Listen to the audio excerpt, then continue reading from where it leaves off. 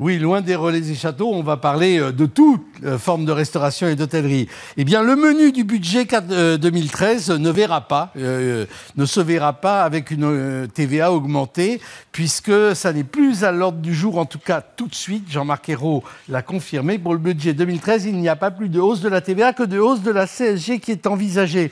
Ça ne veut pas dire, Thomas Thévenoud, vous qui êtes député socialiste chargé de la mission express sur l'impact du taux de TVA réduit dans la restauration, que vous allez cesser votre travail d'évaluation, et Dieu sait que ça a l'air compliqué, d'évaluer les effets de cette baisse de la TVA. La Cour des comptes a été assez sévère en disant que, en gros, ça coûtait extrêmement cher pour des résultats aléatoires. Les professionnels, on va les entendre, s'arc-boutent sur le fait que l'emploi des jeunes est directement concerné par un secteur où ils sont extrêmement nombreux et qu'une hausse de la TVA menacerait beaucoup d'emplois. J'imagine que c'est entre ces écueils que vous naviguez. Oui, j'essaye de mener le plus objectivement possible une mission d'évaluation du taux de TVA réduit dans la restauration qui a été décidé au printemps 2009. Contre des engagements qui avaient été décidés, contre des engagements assez solennels de la profession, en matière d'emploi, en matière de salaire. Des engagements et la signature. Et de baisse de prix. Et la signature d'un contrat d'avenir qui a été signé le 28 avril 2009.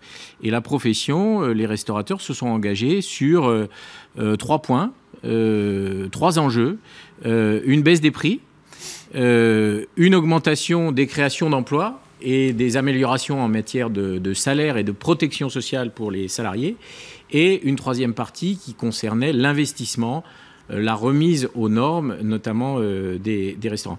Vous l'avez dit, c'est une mesure qui coûte cher. Elle coûte 2,5 milliards au budget de l'État, c'est-à-dire à la solidarité nationale. Donc, moi, en tant que parlementaire, député, membre de la Commission des finances, je dois en mesurer l'impact, conformément à ce qu'a souhaité d'ailleurs François Hollande, c'est-à-dire c'est l'argent de tous, l'argent des Français. Regardons si cette dépense fiscale de 2,5 milliards a eu les effets escomptés en matière d'emploi, en matière de prix, pour ce secteur de la restauration. Roland Héguy, l'Union des métiers et des industries de l'hôtellerie, c'est une des plus lourdes organisations représentatives de la profession. Vous avez été reçu par la ministre et vous vous déclarez plutôt satisfait de la démarche suivie par le gouvernement. Oui, nous sommes rassurés, effectivement, mais nous restons quand même très mobilisés parce qu'on sait très bien que, effectivement, ce sujet va revenir sur la table après 2013, voire avant.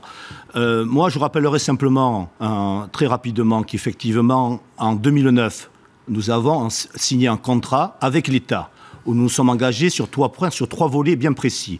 Les prix, toute la partie sociale, création d'emplois, bien sûr, dedans, les avancées sociales. Et le 3e point, ce sont les investissements. On vous accuse de ne pas avoir respecté ces engagements. On nous accuse... les mauvaises langues. Bien sûr. Avec le recul, la première année, effectivement, vous avez raison, on nous a effectivement roulé dans la farine et on nous a beaucoup accusés. Maintenant, avec le recul du temps, après 3 ans de travail, nous avons des chiffres de l'État qui se contredisent complètement avec certains chiffres que je viens d'entendre de M. Thévenoud. Par exemple, le coût de la TVA, nous sommes sur 1,7 milliard. Je rappellerai simplement un point qui me paraît très important à une période où on connaît justement tous les problèmes de social, et quand on entend François Hollande encore il y a 48 heures dire qu'il veut à tout prix, la priorité c'est de réduire l'emploi, de réduire le chômage. Oui. On a créé en 2 ans 60 000 emplois qui équivaut à 800 millions d'euros d'économie de charges sociales. Je crois que c'est important de mettre ça dans la balance de M. Thévenoud. La moitié des effectifs, d'ailleurs, concernés, c'est des jeunes, c'est des moins de 26 ans. On a effectivement dans nos contrats, en CDI, 25% de jeunes qui ont moins de 26 ans. Néanmoins, si les engagements n'ont pas été respectés, ce sera à vous de le dire. Et est-ce qu'il y aura des sanctions ? Ou est-ce que ça poussera le législateur à modifier finalement la... C'est pas la balance de M. Thévenoud, c'est la balance des Français.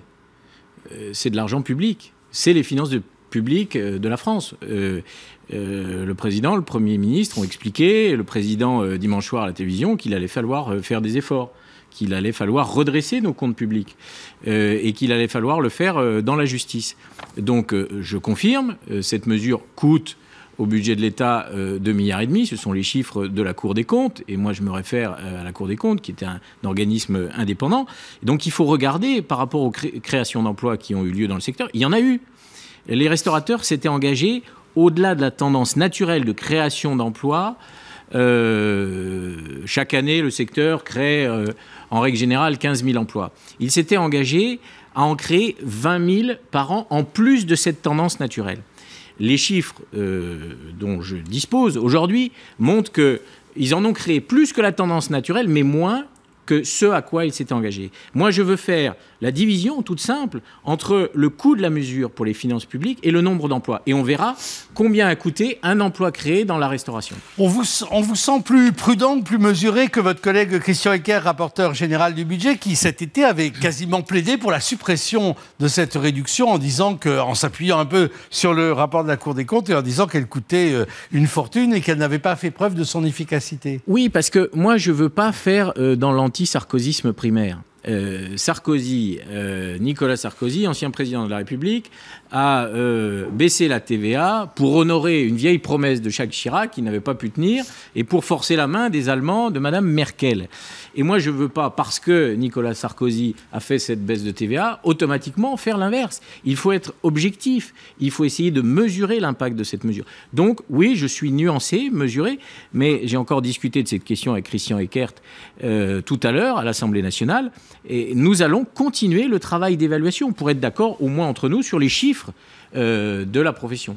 Quel va être l'agenda avec la ministre Pinel ? Mais il faut que... Je reviendrai un petit peu sur l'emploi, parce que c'est très important, l'emploi. Effectivement, en rythme naturel, la profession crée 15 000 emplois par an.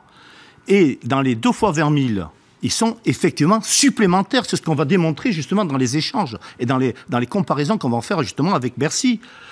Nous sommes persuadés, nous sommes une des seules filières actuellement à créer de l'emploi. Ça mérite considération. Ça mérite considération. La baisse des prix, à part quelques cafés avec des astérisques sur les cartes où on dit qu'il est à 1,50 € au lieu d'1,70 €, c'est vrai que comme consommateur moyen, je n'ai pas trop ressenti. Monsieur Field, vous savez que pour les prix, c'est très simple. L'inflation, sur les 2 premières années après la signature du contrat d'avenir, a été de 4%. L'inflation naturelle. Nous avons répondu, nous sommes, je crois maintenant, par rapport aux prix, effectivement, nous avons été battus sur les prix. Nous sommes à 2,97 %. Ce qui est important, c'est que vous avez vu l'envolée des matières premières depuis 2 ans. Je prendrai 20% le bœuf, l'électricité 18%, les céréales 25%. Monsieur Thévenoud connaît, il faudra prendre tout ça en considération justement dans la notion du prix. Et croyez-moi que nos marges sont largement réduites dans les 3 dernières années sur nos bilans. Vous allez le prendre en considération, ça ? Oui, bien sûr, bien sûr. Les prix, la Cour des comptes montre que le premier mois, en juillet 2009, les prix ont baissé de 1,4 %. Ensuite, en août, moins 0,2 %. Et puis ensuite, ils ont été, disons, un peu proches, stables. Bon, aujourd'hui, c'est vrai qu'il y a une augmentation des matières premières, du coût des transports. Mais il n'affecte pas, cette augmentation des charges n'affecte pas que le secteur de la restauration. Le péché originel de cette mesure de baisse de TVA, c'est qu'elle n'a pas été affectée intégralement à la baisse des prix. Donc les consommateurs comme vous, comme moi, ou comme les représentants des consommateurs que j'ai reçus, que j'ai auditionnés, on a l'impression d'avoir été un peu floués. Ils se disent, on a été un peu floués. En même temps, est-ce que vous croyez vraiment qu'un gouvernement qui est un peu, j'allais dire, aux abois pour trouver de l'argent partout, va renoncer si aisément à ce geste si simple qui serait d'un trait de plume de pouvoir récupérer plus de 2 milliards de recettes ? Nous sommes Français, chefs d'entreprise et patriotes. On sait très bien qu'on va participer à l'effort collectif. Par contre, ce que l'on ne veut pas surtout, il faut qu'on arrête de stigmatiser ce métier. Ce métier est extraordinaire. On peut amener, je le répète, on peut créer de l'emploi. Regardez simplement le danger qu'il y a derrière effectivement cette étude. Et on l'a dit au député Thévenoud. On lui a dit... Quand on parle de la restauration, on parle toujours de Paris. C'est pas ça la restauration française. La restauration française, c'est dans tous les départements, c'est sur tous les territoires. C'est tout le maillage, vous l'avez dit, monsieur Field. C'est 25 000 restaurants, 400 salariés qui peuvent mettre la clé sous la porte du jour au lendemain. Donc ma crainte, notre crainte, l'enjeu et le défi que l'on a derrière, effectivement, c'est nos entreprises, l'emploi, la formation. Si on met l'accent, par exemple, sur les maîtres restaurateurs pour justement, j'allais dire, reluire un petit peu cette restauration française que j'aime beaucoup, quand on parle de produits, de la filière avec le monde agricole, les circuits courts, le respect des saisons, le travail, c'est tout ça qu'il faut prendre en compte. Vous êtes sur un groupe qui s'honore de faire Masterchef, donc on sait de quoi on parle ici. Oui, mais Roland Aiguille a raison. Et moi, je suis député de Mâcon, Cluny, en Bourgogne. Vous savez, je connais les restaurateurs de province, les petits restaurateurs, le long de la Nationale 6, qui font des menus ouvriers à 10,50 €. Donc je connais cette réalité. Mais il y a eu une autre réalité aussi, des grands groupes de l'hôtellerie, de la restauration, qui ont eux aussi bénéficié de ce gain de TVA. Des grands groupes de la restauration rapide, je ne vais pas faire de publicité, mais tout le monde va comprendre assez facilement. Et ceux-là aussi ont empoché le gain de TVA.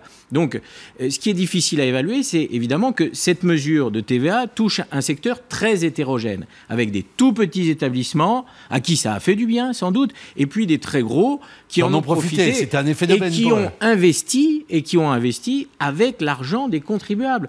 Moi, je ne comprends pas pourquoi on a subventionné l'investissement dans un secteur privé qui n'est pas soumis à la concurrence internationale. Je ne peux pas laisser dire ça, M. Field, parce que ça fait partie du contrat d'avenir. C'était du gagnant-gagnant. C'était, attendez, d'un côté, on vous donne un taux réduit. Par contre, vous engagez sur certains points bien précis. Effectivement, il y avait l'investissement. Quand on va recevoir, puisque Sylvia Pinel nous a justement promis très rapidement d'avoir un chiffre sur l'investissement, cela faisait partie des engagements de l'État. On va être surpris par rapport à nos professions. On va être surpris sur les engagements réalisés. Ça, c'est important. Et il y a aussi un paramètre qu'il faut prendre en compte, qui me paraît très important, qu'on n'a pas abordé aujourd'hui, c'est effectivement le rapport. On a renoué, ce qui nous a permis, on a renoué le dialogue social avec justement les organisations salariées. Vous l'avez noué. On l'a renoué très fortement. Vous l'avez noué. C'est historiquement renoué. Un secteur qui est quand même pas très fécond, pas très riche en dialogue social. De ce point de vue-là, ça a été très positif, je le reconnais. Merci. Je le reconnais. Parce qu'on a fait un effort historique justement en termes de convention. Et c'est une bonne chose. Et parce qu'on a vraiment besoin des jeunes. C'est pour ça qu'il faut continuer d'ailleurs. Bien sûr. C'est pour ça qu'il faut continuer. Il faut nous le permettre. Messieurs, merci de cet échange. J'espère qu'il vous aura éclairé. Puis c'est un débat évidemment à suivre en attendant les conclusions du rapport parlementaire, du rapport de cette mission. Merci, on continue notre 17-20, une grande page culture s'annonce après le rappel des titres.